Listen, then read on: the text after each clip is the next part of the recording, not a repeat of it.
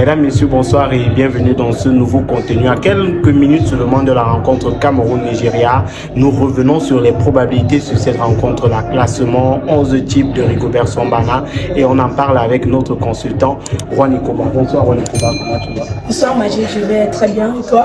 Voilà, moi je vais très bien. On parle de cette rencontre-là, Cameroun-Nigeria, qui se jouera dans quelques heures seulement. Quelles sont tes impressions déjà sur l'équipe du Cameroun depuis le début de cette compétition? L'équipe du Cameroun depuis le début de cette compétition, on l'a vu, est une équipe qui n'est pas complètement stable, puisque un coup c'est bon, un coup c'est pas bon. Ils sont quand même capables de renverser les situations.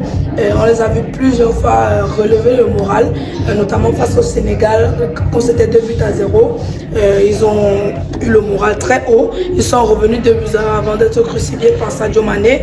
Face à la Gambie aussi, on a vu cet excès de caractère des Lions de Notable du Cameroun qui n'abandonnent jamais. Je crois que ça sera un très bon match de football qui fait partie de la plus grande affiche du football africain. Oui, et on peut dire que du côté du Nigeria, on a de grosses stars, mais ces grosses stars-là n'ont pas vraiment brillé depuis le début de la compétition, à moins que je ne me trompe. Non, Victor Osimhen, depuis le début de la compétition, qui était l'un des joueurs les plus attendus avec l'équipe nationale du Nigeria. L'attaquant star de l'équipe n'a marqué qu'un seul but depuis le début de la compétition. Samuel Chukwueze aussi n'est pas aussi remuant qu'il aurait pu l'être. Donc je crois que l'équipe nationale du Nigeria, ce début de compétition a été un peu compliqué individuellement pour certaines superstars. Voilà, et il faut dire que le Cameroun, depuis le début de cette compétition, tu as parlé de stabilité, manque de stabilité. Dans le classement aussi, on a remarqué que ça bouge énormément et on a 11 probables. Dans la mesure où le Cameroun joue en 4-4-2, d'après toi, en 4-3-3, autant pour moi, qui est le classement le plus utilisé par Rigobert, d'après toi, qui sont les joueurs qui pourraient être au terrain, dans les buts par exemple? Dans les buts, généralement, probablement, ça sera Fabrice Mondois, puisqu'après le mauvais match dont on en a face au Sénégal et la très grosse performance de Fabrice Mondois déjà, n'est-ce pas, face à la Guinée, puisque c'est vrai qu'il a encaissé un but, mais il a quand même fait de très bonnes parades. Et on a vu son très gros match, un match énorme, très abouti face à la Gambie. Donc je crois que ces deux bonnes performances pourraient le pousser, n'est-ce pas, à être titulaire lors du match face au Nigeria, contrairement à Andro Onana qui a fait une, disons-le comme ça, piètre performance après son arrivée face au Nigeria. Et maintenant on a le côté gauche qui est disputé. On a Danley Yongwa et Nuhu Tolo. Danley Yongwa ou Nuhu Tolo, ça va dépendre des perspectives, autant pour moi du manager sélectionneur, puisque Danley Yongwa est utilisé quand tu veux être beaucoup plus offensif, autant Nuhu Tolo il est plus défensif. Il a cette capacité là à stopper les plus grands attaquants. On l'a quand même face au Brésil, il a quand même tenu des joueurs comme Anthony, Rafinha en coupe. Là c'est Nuhu Tolo. Là c'est Nuhu Tolo. Oui, en Coupe d'Afrique aussi, on a vu le dernier match face à l'Égypte, il a quand même bien contenu Mohamed Salah.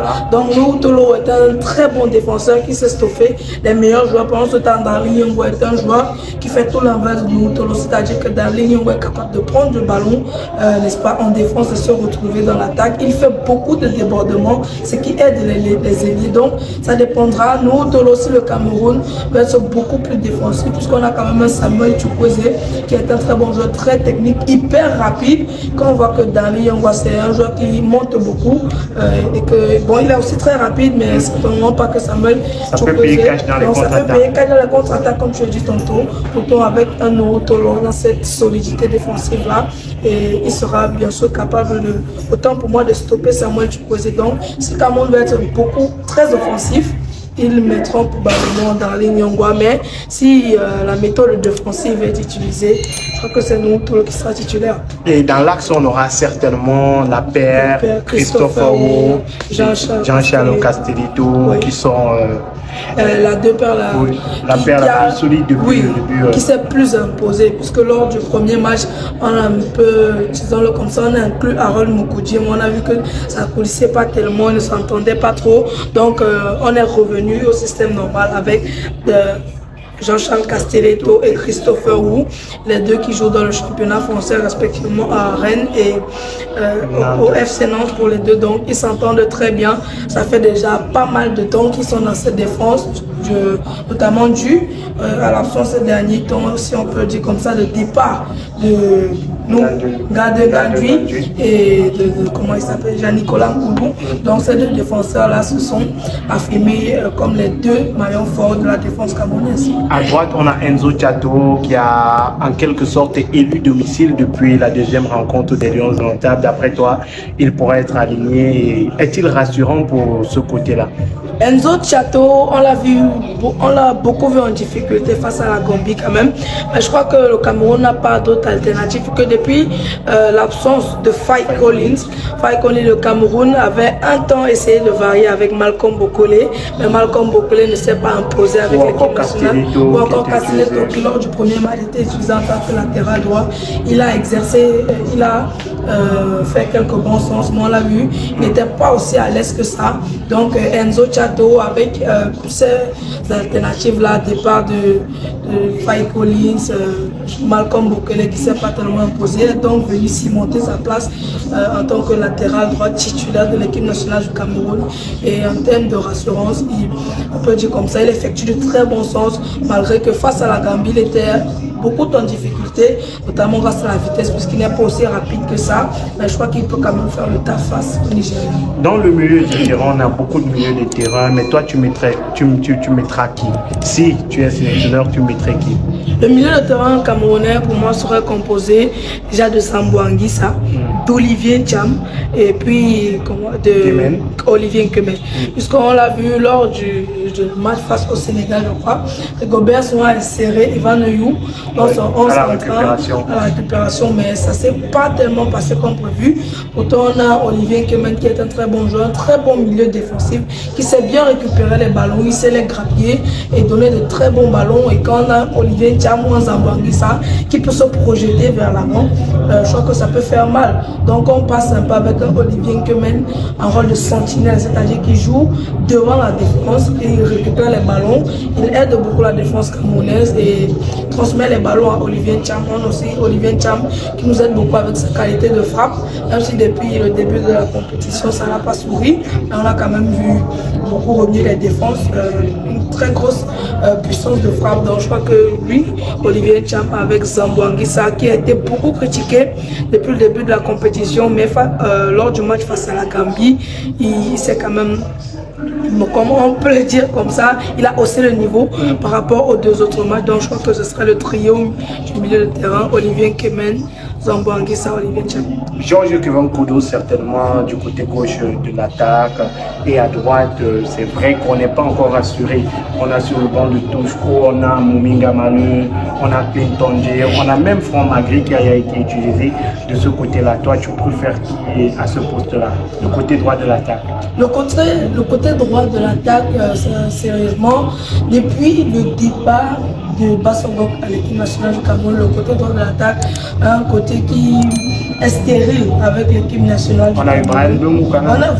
On a eu Brian Bemou qui a eu une très grosse blessure juste avant la Coupe d'Afrique des Nations. Mais Mominga Maleu a eu sa chance lors du deuxième match face au Sénégal, mais il a fait une très mauvaise rencontre. On l'a même pas vu adresser un seul bon sens de toute la compétition, de tout son match face au Sénégal. Lors du premier match contre la Guinée, on a fait jouer Franck Magri, mais on a carrément vu qu'il n'était pas à l'aise. Sa position préférentielle, c'est l'axe. Il a notamment marqué un très beau but dans cette position-là. Donc, du côté droit, lors du dernier match, Karl Toko Ekambi s'est quand même très bien débrouillé de ce côté-là. Donc, je mettais Toko Ekambi de ce côté-là à la place de Mominga Maleu qui, disons-le comme ça, n'a pas tellement assuré, mais je le mettrai en tant que bon remplaçant. Oui, dans la pointe de l'attaque, on nous annonce le grand retour d'Aboubacar Vincent, on a Franck Magri, on a Moubania, on a beaucoup d'attaquants qui sont là, on a aussi Atiba. On se demande qui commencera à la pointe de l'attaque. Franck Magri peut-être et Aboubacar à la 65e, vu qu'il sort d'une blessure. Aboubacar Vincent, ça fait pas très longtemps que ça qu'il est retourné à l'entraînement avec les Lions Indomptables du Cameroun, qui est encore on peut dire comme ça, en convalescence de sa blessure. Donc je ne crois pas qu'un match aussi intense que celui-là, avec une durée aussi courte de rétablissement, il pourrait, n'est-ce pas, le démarrer, avec le risque d'aggraver encore plus sa blessure qui n'est pas complètement guérie. Donc je crois que Franck Magri pourra bien débuter cette rencontre, mais en fonction de la physionomie du match, Aboubacar Vincent pourra faire son entrée. Donc là, on évolue en 4-3-3, c'est le 11 probable de Rigobert Song, le 11 de Juan Koba. Oui. Voilà, pour cette rencontre-là qui débute à 21h, heure du Cameroun, donc dans quelques minutes seulement. Avec Georges Kibenkoudou à gauche, voilà. Qui depuis le début de la compétition est le dynamiteur de l'équipe nationale du Cameroun. C'est le meilleur Camerounais avec déjà 3 passes décisives depuis le début de la compétition, dont une face, n'est-ce pas, à la Guinée, passe décisive pour Franck Magri, 2 face à la Gambie, une pour Kaltoko et Gambie et une pour Christopher Roux dans les derniers instants du match. Et il fait partie du 11 type de la phase de poule de cette compétition. Voilà. Donc on se donne rendez-vous lorsque le classement officiel ou alors le 11 officiel de Rigobert Song sera dévoilé et on va encore l'analyser. Merci Wanikoa. Merci à toi Magic, c'est toujours un plaisir de partager ces bons moments avec nos chers abonnés. Et on rappelle aux abonnés qui n'oublient surtout pas de s'abonner à la chaîne, à tous ceux qui nous regardent, je disais tantôt, de s'abonner à la chaîne, de partager les contenus, de liker, et ça nous fera que plaisir.